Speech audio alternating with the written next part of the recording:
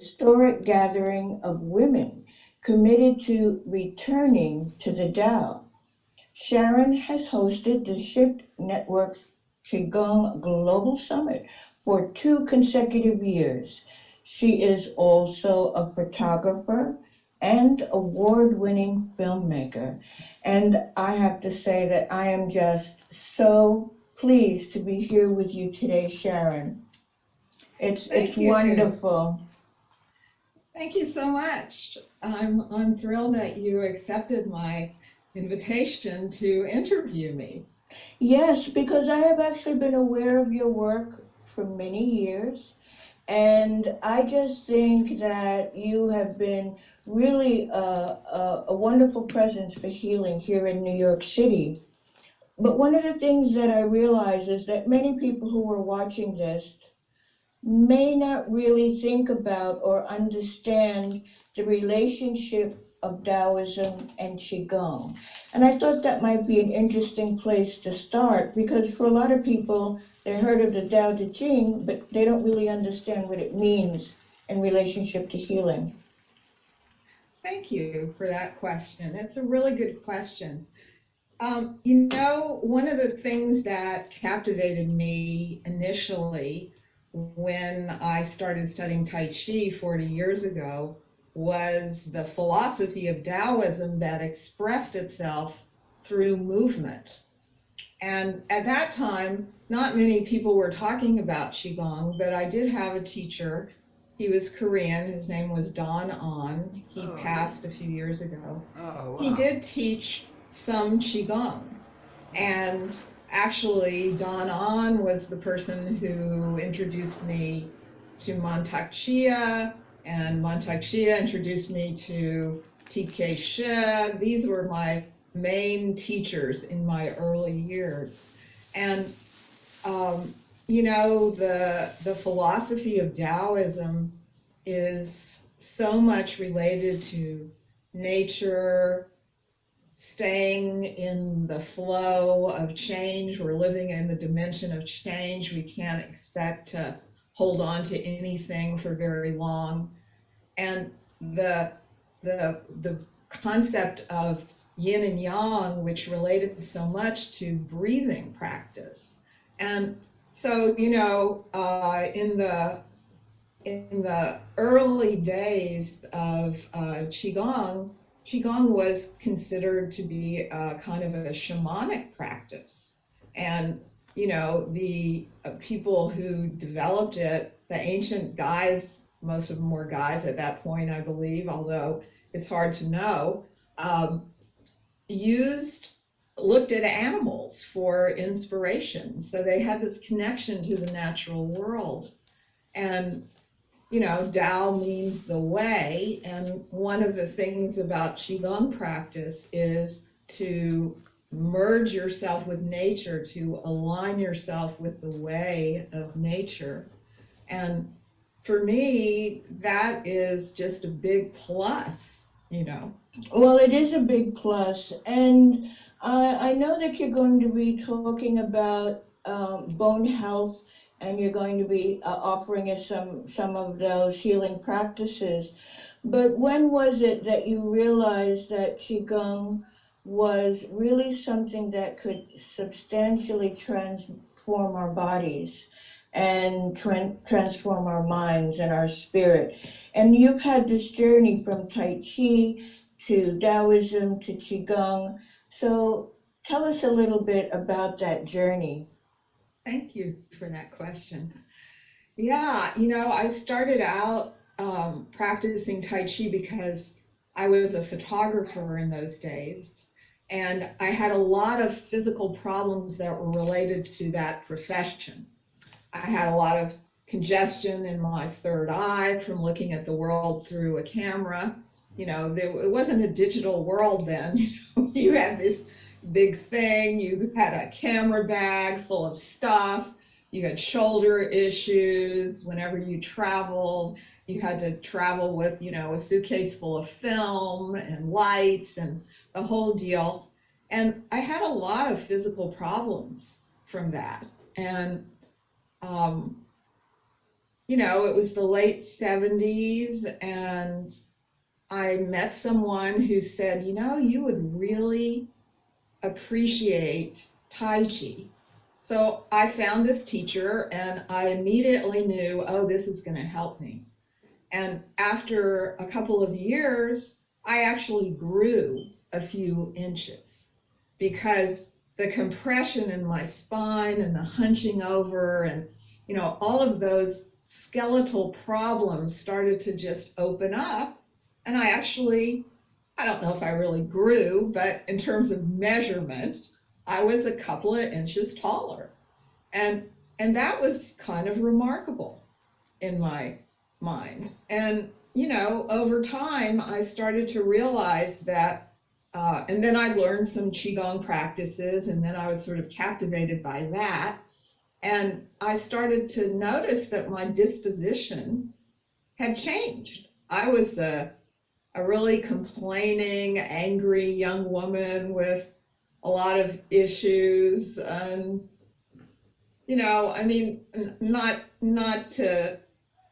not to judge myself from those days, and I'm very compassionate towards myself as a young woman because I had things that I needed to work out. But I found that the Qigong practice really kind of like smoothed my rough edges a little bit. And over time, I saw that it just continued to do that. And at the time when I received the diagnosis of osteopenia in my early 50s, I knew the bone health practices. I'd studied them, but I didn't really go for it. I really didn't embrace them in the way that I needed to in order to really see the results of doing a practice like that. So I know that if you really embrace the practice, that there's a lot of healing that can happen. Well, that's wonderful, and I agree with you. And it's wonderful when you can bring your own experience to it. And can you speak to how Qigong can help with things like whatever pain you may have been experiencing and what that condition really entails and the shift that you experienced as a result of really committing to the practice? Yeah, as active as I was in my, mid 30s, 40s, early 50s, I still had bone loss. Well, not actually, it wasn't bone loss yet. It was, osteopenia is considered to be pre-osteoporosis. But I still had that. And it was a big shock to me. Like, how can this happen? I practice Tai Chi, I do yoga, I practice Qigong, I walk, I do all these things, and I still had this. And it was really something that was in my genetic history. My mother had it, all of her sisters had it, my cousins have a lot of bone loss. It's really part of the ancestral lineage that I come down from my mother's line. I don't know about my father's line because I never met my grandmother on that side. But so, I really had to accept that was something in me. And if I wanted to change that, I had to change the epigenetics around it. I had to change the internal environment so that that could heal. So, I did some research. I found out that using a vibration machine was really good for bone density, and that NASA uses these vibration machines with the astronauts when they come back from space because they lose bone in a place where there's in no gravity.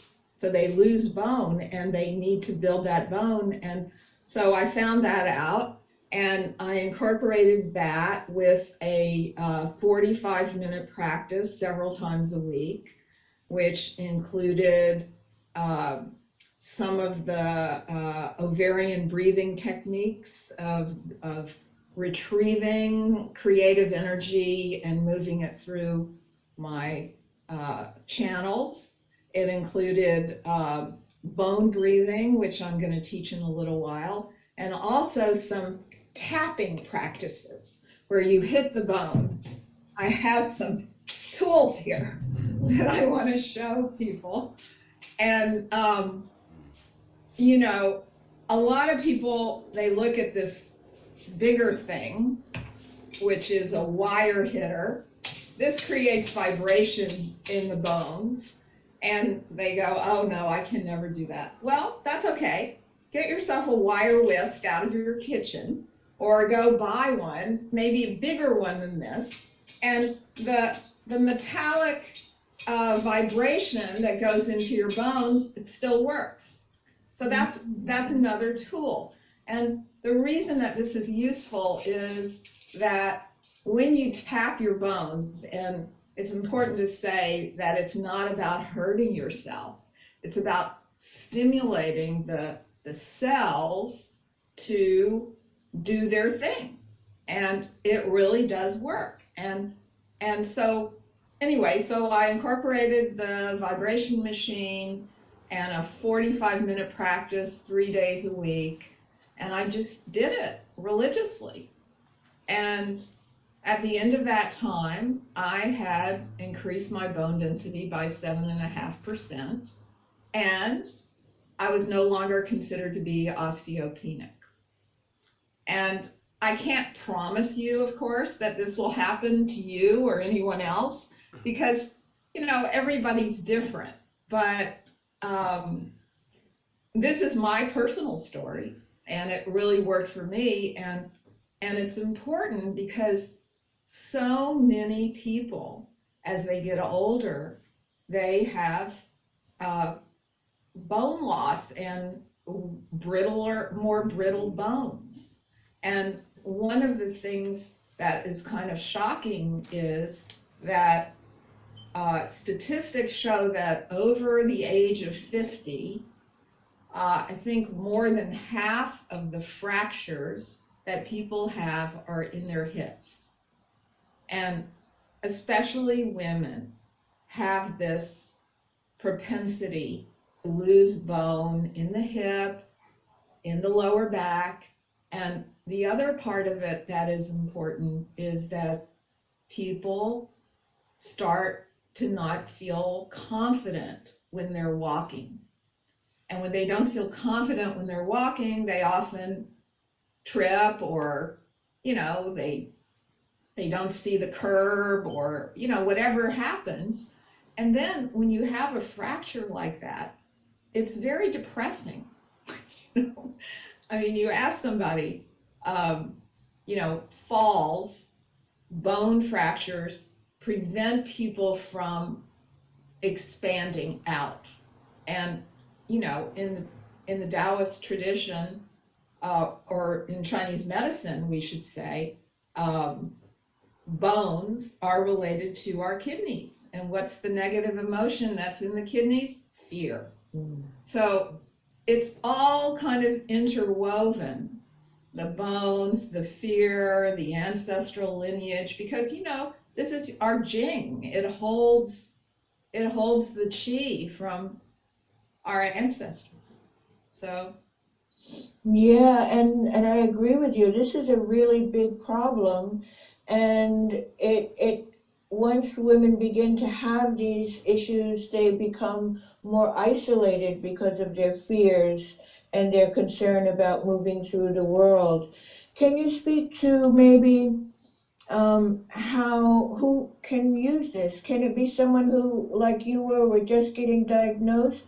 Or maybe it's someone who's further along and more advanced, and they want to know how they can improve. you know, it's as I said, everyone's different, but the practice that I'm going to teach today is bone breathing, which everybody can do, and we all need to get very good at it. And we should start when we're younger.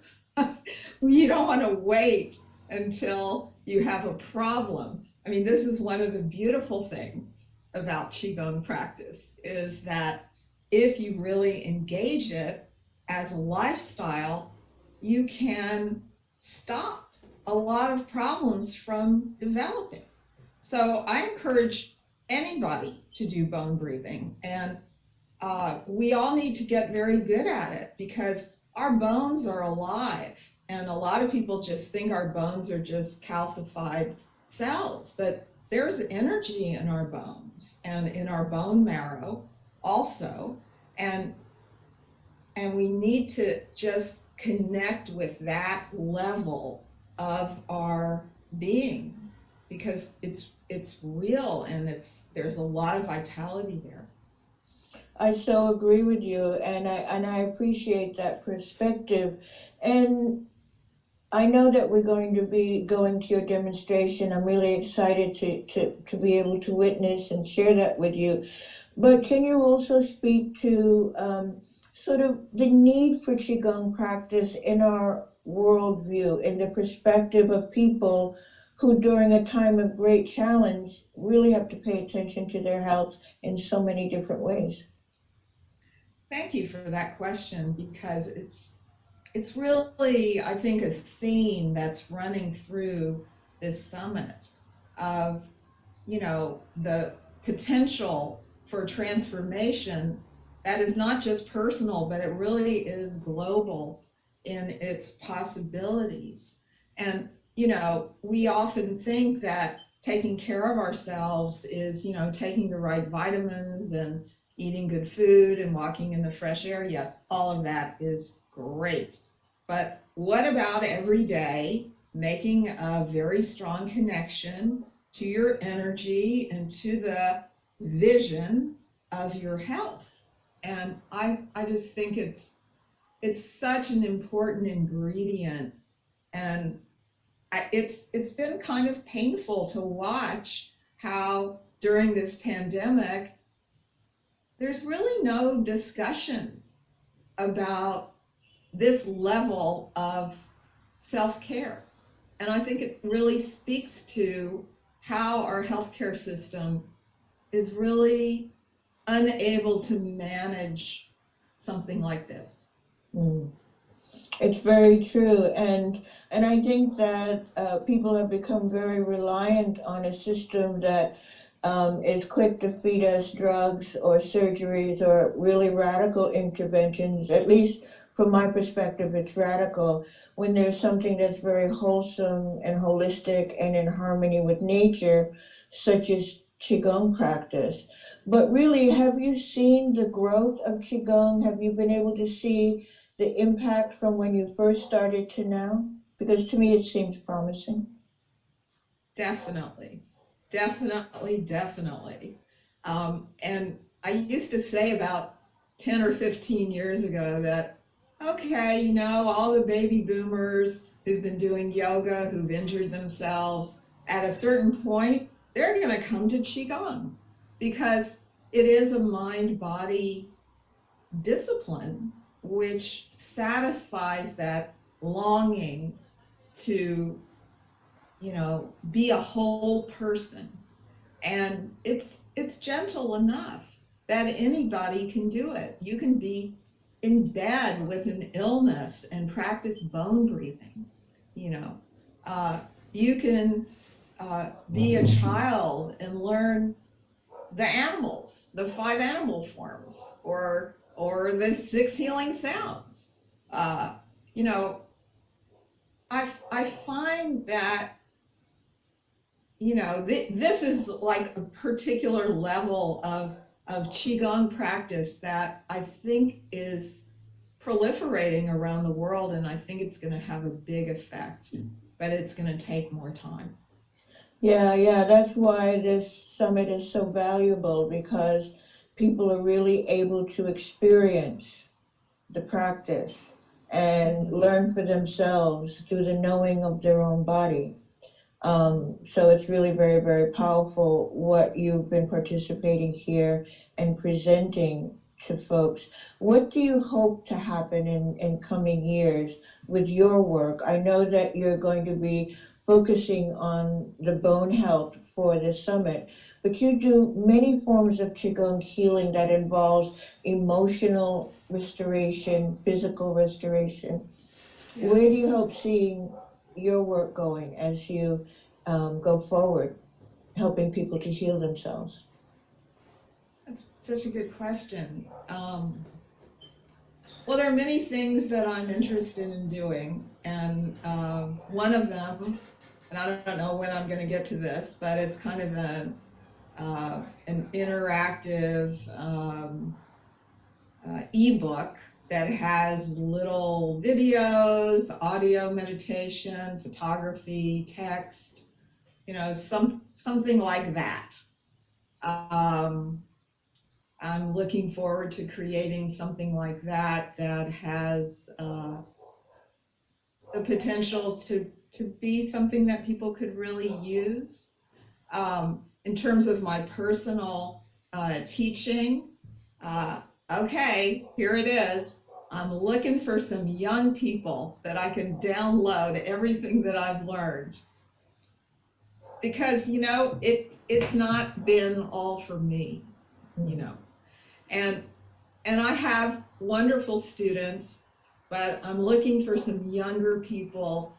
I started when I was 27, and in China, people start this work when they're children. And I would really like to be able, in my elder years, and I'm going to be 70 this year. In my elder years, I would like to be able to just give it all away. So whoever wants to come and get it, I'm here. Well, it strikes me that these two ideas work together because you're talking about a younger generation that is acclimated to media and quick bits of information. So if your book with the interactive photography and the video combined with your teaching, you might have something really special going on there that can actually reach the young people who might not be paying attention. So that sounds wonderful. But I'm really excited to learn a little bit more about bone health. I don't know if Okay. you want to go into that now, the bone Yeah, breathing. yeah. That would be really great. Yeah. Okay, we're going to do the bone breathing now. And I want you to imagine that you have nostrils on the tips of your fingers and the tips of your toes. And these nostrils are going to breathe in the fresh, clean, healing energy of the universe. And you're also going to exhale through them, releasing any cloudy, gray, congested, stagnant energy that you might be holding in your bones and your bone marrow. So we're going to do two different kinds of bone breathing. The first is called venting, and the second one is condensing the energy into the bones. So I will guide you. You're going to do 2 breaths to the destination point that I will mention, and then we go to the next one. Now, where are your hands here? You can do this practice lying down with your palms up. You can do it sitting down. You can have your hands like so. You can have your hands on your lap, palm up. You can also have your arms in this position, which is what we're going to do if you are standing. For some of you, this is going to be challenging. At any time, you can change your hands to this position, but you're still going to be doing the same thing. The fingertips are the nostrils, the chi goes in and out through the fingertips, up and down, in through the bones, out through the bones, like so. Okay, here we go. So if you're standing, we're going to start Tai Chi style, raising the arms. So inhale, your knees sink in. Pause. We're going to start. Pause. We're going to lift our arms Tai Chi style. So on an inhalation, you're going to raise your arms, bend your knees, and on an exhalation, you're going to come to embracing the tree. And then you're going to turn your palms down and you're going to open your arms at a 45-degree angle and spread your fingers. Close your eyes for a minute and imagine those nostrils on the tips of your fingers and your toes. And we're going to begin with the fingers. We're going to inhale through the fingertips to the wrist and exhale all the cloudy, gray, congested energy. And again, inhale through the fingers, through the bones, all the way to the wrist, and exhale. And now we're going to bring the energy up from the fingers to the elbows. Inhale, and exhale.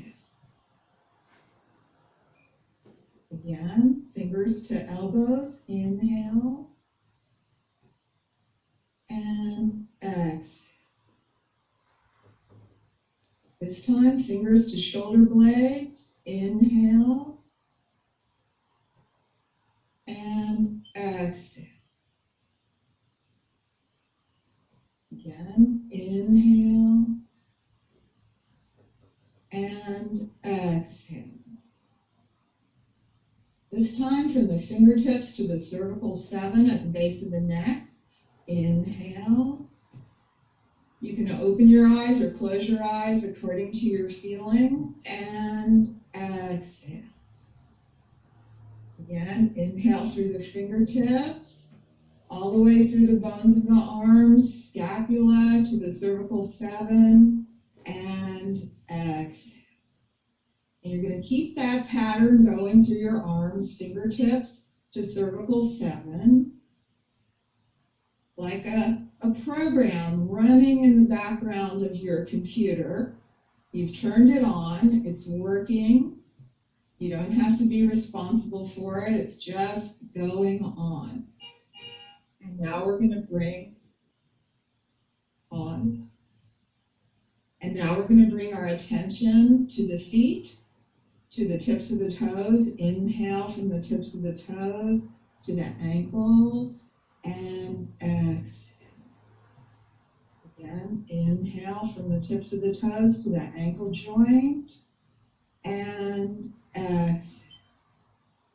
And now from the toes to the knees. Inhale and exhale. Inhale and exhale. Now from the tips of the toes to the hip joints. Inhale and exhale. Letting go of cloudy, gray, stagnant energy.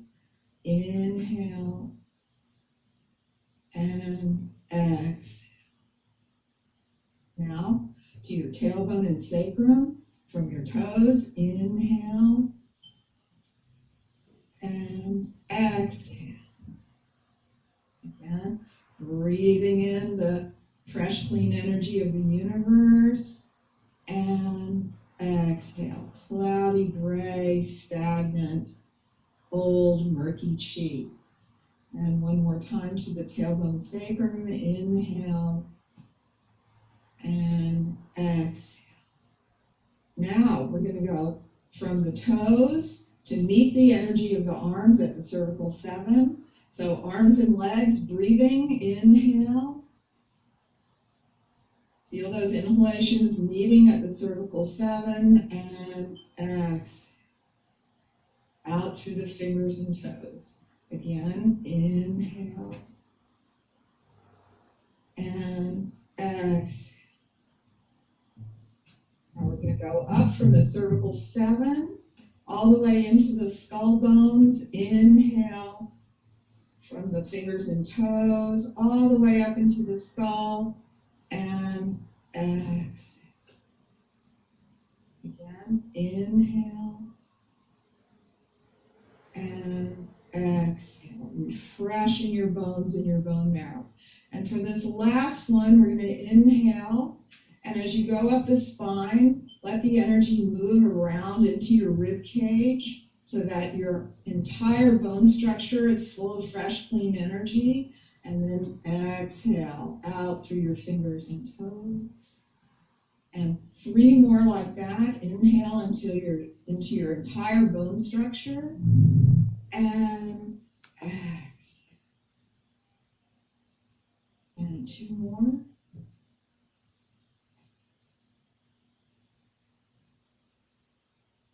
And last time. Now we're ready for the next breathing pattern. Now that we've cleansed our bones, we've let go of cloudy gray energy inside the bones and the bone marrow, we're going to inhale that fresh, clean energy. And as we exhale, we let it condense into the bones, saturate them, nourish them, just like the moisture in the early morning settles into the earth. Inhale fresh, clean, healing energy into your entire bone structure. And then as you exhale, let that energy condense and saturate your bones and your bone marrow. And 3 more like that. Exhale, saturate, condense, nourish your bones. 2 more. And exhale, condense, saturate. And 1 more. Inhale. And exhale. And if you're standing, you can slowly release your hands down. And just take a minute and feel the aliveness, the vitality in your bones. And then you're going to step in with either leg. You can brush your chest if you feel any constriction there. And gather the saliva in your mouth and smile into it, sending love into your saliva, and swallow it down to your belly and rub your belly in both directions. Okay. Well, that was just gorgeous. I love that practice. I've never actually done that one, and I could just feel the energy flowing through the body. Can you tell us a little bit more about the program that you're going to be sharing as part of the extra offer for this summit? So yes, I have this special offer, which is called Awakening Qi, and it's 3 sessions, including the inner smile, 5 animals Qigong that I learned at Wudong Mountain in China, and something I call Qigong Brain Gym. And it's really a collection of movements that I've learned from different Qigong forms that have to do with coordination, balancing the left and right hemispheres of the brain, and also activating the really juicy, happy chemicals that run through our body, the neurotransmitters like oxytocin and serotonin, and I can't think of them all right now, but that's the purpose of the Qigong Brain Gym. Beautiful. I certainly look forward to that, because it seems that you're really giving people almost a complete practice, a little something they can do every day and learn and take the next step on this journey of Qigong. And I'm wondering if you have any lasting thoughts or little bit of advice you want to leave all of our viewers with regard to Qigong, what you're offering, or the summit itself. Thank you, Catherine. Well, I think this summit is amazing. I'm so excited about it, to talk to all of these amazing Qigong practitioners from all over the world, and it is truly international. So keep tuning in. You're going to learn a lot and be inspired by people's stories. In terms of getting in touch with me and things that I'm offering now, I've been doing these online, I call them 9-day Qi activations. And I have been doing them once a month, but I took a few months off. But I will be doing at least one this summer. And if you are in New York City, I do have 1 or 2 live classes that I teach outdoors in the summer at the Christopher Street Pier. And if you go to my website, which is Sharon, TAOSHARON.com, you can sign up for my newsletter and you'll find out all about it. Oh, that's wonderful. Thank you so much. And a lot of gratitude for all the work that you're doing here with this summit. Very, very important. Thank you so much, Sharon Smith. Thank you, Catherine. It was a pleasure to have an opportunity to be interviewed by you. So, and don't miss Catherine's session either. It's really good. Thank you.